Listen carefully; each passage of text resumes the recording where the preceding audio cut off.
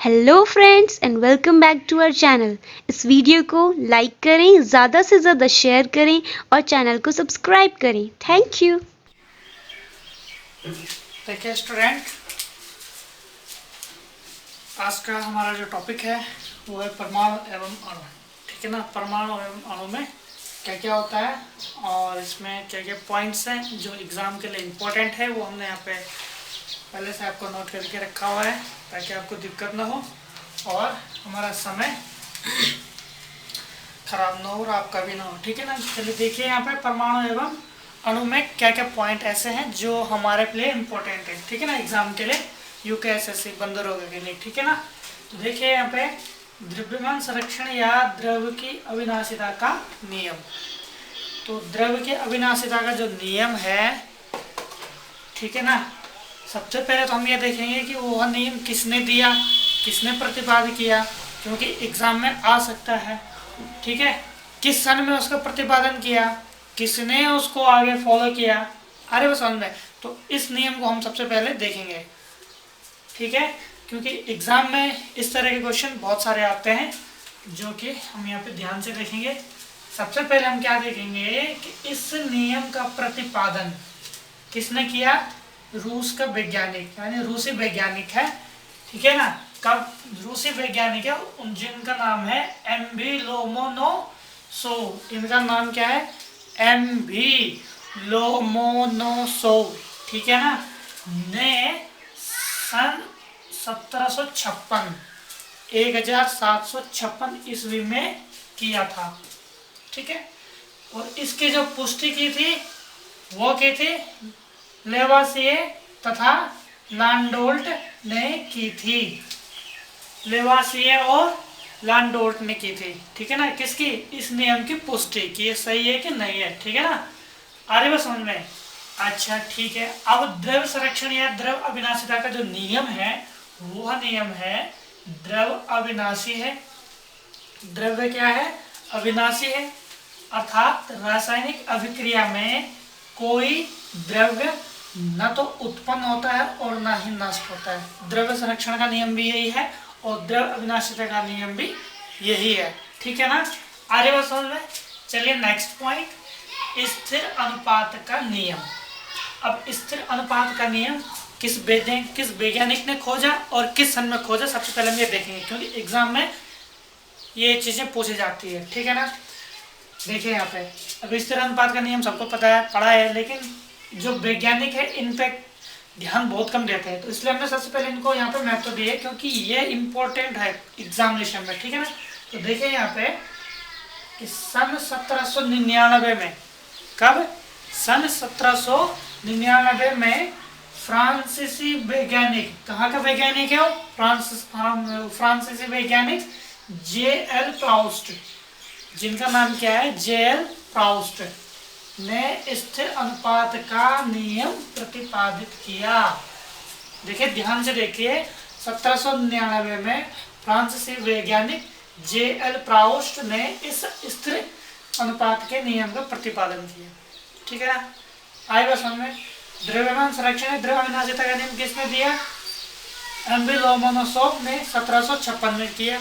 ठीक है ना। उसकी पुष्टि किसने की, पुष्टि किसने की बेटा, लेवासिए और लांडोल्ट ने की। आगे को समझना। और स्थिर अनुपात का नियम 1799 में फ्रांसीसी वैज्ञानिक जे.एल. प्राउस्ट ने इस नियम का प्रतिपादन किया। ठीक है ना। अब इसकी डेफिनेशंस देखेंगे जो यहाँ पे इंपॉर्टेंट है। प्रत्येक शुद्ध रासायनिक यौगिक, देखिए यहाँ पे, प्रत्येक शुद्ध रासायनिक यौगिक में स्थित तत्व एक निश्चित भारानुपात में पाए जाते हैं। किस में पाए जाते हैं, एक निश्चित भारानुपात में पाए जाते हैं, चाहे उसे किसी भी विधि से बनाया या प्राप्त किया जाए, चाहे वो कौन सी विधि द्वारा प्राप्त किया जाए, लेकिन वो होगा सिर्फ एक निश्चित भारानुपात में। ठीक है ना। एक चीज और नोट करने वाली बात है यहाँ पे, मैं यहाँ पे नोट कर रखी है कि स्थिर अनुपात के नियम को निश्चित अनुपात के नियम भी कहते हैं। देखिए यहाँ पे। ठीक है ना। इंपॉर्टेंट पॉइंट है, क्वेश्चन उठाया जा सकता है यहाँ से। ठीक है ना।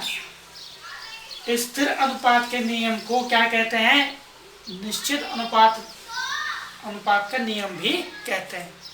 ठीक है ना, ये ध्यान देने वाली बात है, ये पॉइंट आप नोट कर सकते हैं यहाँ से। स्थिर अनुपात के नियम को निश्चित अनुपात का नियम भी कहते हैं। ठीक है, तो चलिए नेक्स्ट पॉइंट हमारा डाल्टन का परमाणु सिद्धांत। अब डाल्टन का परमाणु सिद्धांत क्या है? अब डाल्टन ने सबसे पहले इस नियम को कब प्रस्तुत किया? देखिए यहाँ पे, सर्वप्रथम डाल्टन ने 1803 सन 1803 ईस्वी में परमाणु सिद्धांत प्रस्तुत किया। ठीक है, परमाणु सिद्धांत ने प्रस्तुत किया। अब उन्होंने जो सिद्धांत दिया उसमें जो इम्पोर्टेंट पॉइंट्स थे, जो हमें लगे जो एग्जामिनेशन में जिससे क्वेश्चन बन सकते हैं, वो हमने यहाँ पे नोट कर रखे हैं। चलिए देखिए बेटा, देखो पहला पॉइंट है, प्रत्येक तत्व अनेक सूक्ष्म कणों से मिलकर बना है। देखिए यहाँ पे इम्पोर्टेंट पॉइंट है, क्या लिखा है? प्रत्येक तत्व अनेक सूक्ष्म कणों से मिलकर बना है, जिन्हें हम परमाणु कहते हैं। देखो परमाणु की परिभाषा यहीं पर ही देख लो कि प्रत्येक तत्व अनेक सूक्ष्म कणों से मिलकर बना है, जिन्हें हम परमाणु कहते हैं। ओके, नेक्स्ट पॉइंट, परमाणु तत्व का वह सूक्ष्मतम कण जिसे पुनः विभाजित नहीं किया जा सकता। परमाणु का वह सूक्ष्मतम कण है जिसे पुनः विभाजित नहीं किया जा सकता तथा जो रासायनिक अभिक्रिया के अंतराल में उसी प्रकार बना रहता है। ठीक है ना, नेक्स्ट पॉइंट देखिए, मैंने जो भी पॉइंट यहाँ पे नोट करके रखे हुए सारे इम्पोर्टेंट है, क्वेश्चन कहीं से भी उठाया जा सकता है। ठीक है ना, मैंने जितना भी यहाँ पे लिखा हुआ है सबसे क्वेश्चन आ सकता है यूपीएससी में, बंदर होगा। इस पेपर को आसान से मत समझना, ये पेपर कहीं से भी पूछा जा सकता है। ठीक है ना, ऐसी चीजें पूछी जा सकती है जो हमें नहीं लगता कि ये चीज नहीं आ सकती है, तो खासकर वही चीजें मैक्सिमम मतलब वही चीजें पूछी जाती है। ठीक है ना, तो इसलिए मैंने पूरा सिलेबस के पूरा निचोड़ उसका यहाँ पे रखा हुआ है, आप लोग यहाँ से देख सकते हैं और आप लोगों के फायदे के लिए मैंने ये काम किया है इसमें। ठीक है ना, देखिए यहाँ पे थर्ड पॉइंट, एक ही तत्व के परमाणु द्रव्यमान एवं अन्य सभी गुणों के समान होते हैं। ठीक है ना, एक ही तत्व के परमाणु द्रव्यमान एवं अन्य सभी गुणों में समान होते हैं। ठीक है ना, नेक्स्ट पॉइंट, दो या दो से अधिक तत्वों के परमाणु सरल गुणित अनुपात। देखिए यहाँ पे क्या क्या होते हैं, दो या दो से अधिक तत्वों के परमाणु सरल गुणित अनुपात, जैसे 1:1 या 1:2 या फिर 2:1 आदि में रासायनिक संयोग करके यौगिक परमाणु बनाते हैं और जिन्हें हम अब क्या कहते हैं? अणु कहते हैं। समझ रहे हैं ना, जिनको अब अणु कहते हैं वो क्या कहते हैं? रासायनिक संयोग करके यौगिक परमाणु बनाते हैं। ठीक है ना, चलिए नोट कीजिए। फिर इसके बाद नेक्स्ट पॉइंट,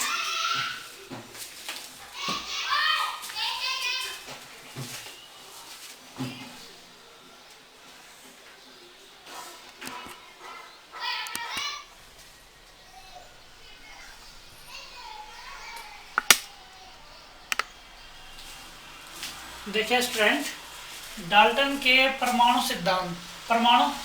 सिद्धांत के लाभ। अभी तक हमने इसके क्या पढ़े थे? अभी तक हमने इसके डाल्टन परमाणु का सिद्धांत देखा, अब हम इसके लाभ देखेंगे। ठीक है ना, तो परमाणु सिद्धांत के लाभ क्या क्या हो सकते हैं, जो ध्यान देने वाली बात है। पहला है, यह सिद्धांत रासायनिक संयोग के नियमों की व्याख्या करता है। किसके नियमों की व्याख्या करता है? यह सिद्धांत रासायनिक संयोग के नियमों की व्याख्या करता है। अरे वो समझ में। और दूसरा है, डाल्टन सर्वप्रथम किसी तत्व के मुख्य कण यानी जिसको क्या कह रहा है? परमाणु तथा उनके यौगिक यानी अणु के बीच व्यवहारिक विभेद के लिए जाने गए। किसके विभेद के लिए? परमाणु और अणु के बीच का जो व्यवहारिक विभेद है उस चीज के लिए वो जाने गए। कौन? डाल्टन। ठीक है, अब डाल्टन परमाणु सिद्धांत की कमियां देखिए बड़े, इसकी कमियां भी हैं, बहुत सारी कमियां रही है, जो इंपॉर्टेंट हमें लगे वो हमने यहाँ पे नोट करके रखी हुई। ठीक है ना, जैसे देखो, परमाणु लंबे समय तक अविनाशी है, अविभाज्य नहीं। ठीक है ना, देखिए परमाणु क्या है? लंबे समय तक अविनाशी है, अविभाज्य नहीं।